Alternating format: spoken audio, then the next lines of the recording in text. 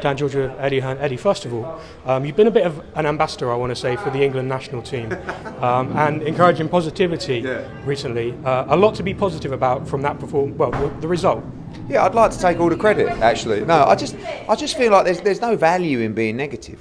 You know, I mean, everyone is doing their best. And look, I know the players have to be accountable for their performance, but no one probably wants to win more than the players. Like, there's nothing they'd love to do more than bring the European Championship, the Euros home, and like just make everyone happy. Sometimes at high level sport, it don't always work out. But we won the group, we won the last 16, we won the quarterfinals. So, and I just feel that positivity breeds performance. You know, you need people giving you a pat on the back, telling you you're great, telling you can do it. So I think if we can just promote that a little bit, who knows where we could go. And actually the performances are getting better. Now it's Turkey or Holland. It's going to be tough. But I felt like all of a sudden, I fancy now the rub of the green's going our way, the performance is getting better, but I'm always going to be a half full cup full kind of guy, you know. I'm never going to be no buts. Now we're going to absolutely smash it. We're going to play beautiful in the semis, and on the final we're going to peak fantastically and win the whole thing, you know. But that's just me.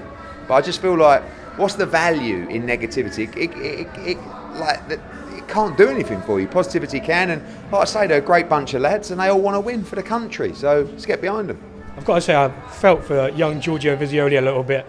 You've got the extra time. I'm thankful it didn't go to penalties while the fight was still going on, but were you kind of flicking between the game and watching the fight at the same time? Do you know what? It actually worked really well because Visioli was on, had a couple of rounds during extra time, but there wasn't a lot going on. And people were watching the boxing, but then as Visioli's fight ended, penalties started, and we could hold the next fight for 5 minutes, and it actually worked out really, really well, and now it's going to lend itself to a great atmosphere. Not sure we're going to do it every Saturday, but it worked, and on we go.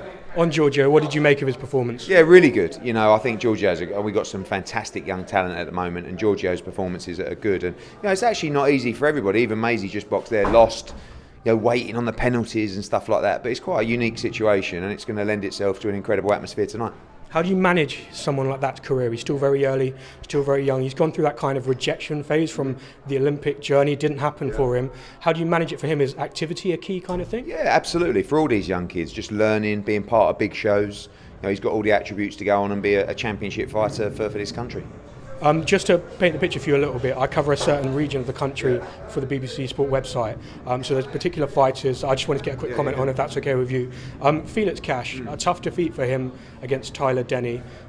What do you think happens next for him? Is it a case of going straight out, or what do you think? I mean, it's difficult because he was out for such a long period of time, and it's difficult to come back at that level and perform well. So, he's going to have some time out. Terrible cut.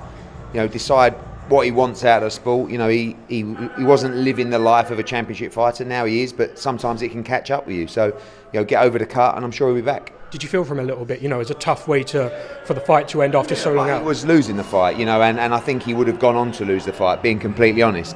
However, you'll never know. So maybe he could have turned it around, but it's very difficult to come back against an active fighter like that. Jordan Flynn seems to have a really good thing going on with Oxford United. He's got the kind of fan base coming to support him at his fight. Injured at the moment, the Cameron Vong fight postponed twice now, I think it was.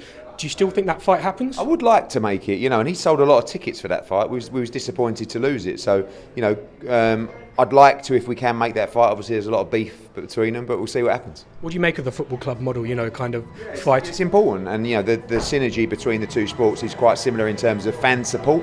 So always good to align yourself to a club. And just finally, Chris Billam-Smith, someone that you had previously, he's had a decent amount of success now with his at world level. He said next he wants to fight in America and then say maybe in Saudi with Jai Opetaia. Jai Opetaia, your guy. Opetaia said he wants that WBO belt. Do you think that fight will happen? Hopefully, but Chris Billam-Smith's going to want a lot of money because he knows how good Jai Opetaia is. So I think he'd prefer the other champions, but if you pay him the money, I'm sure he'll be there. Brilliant, thank you, Eddie. Cheers, mate. Nice one.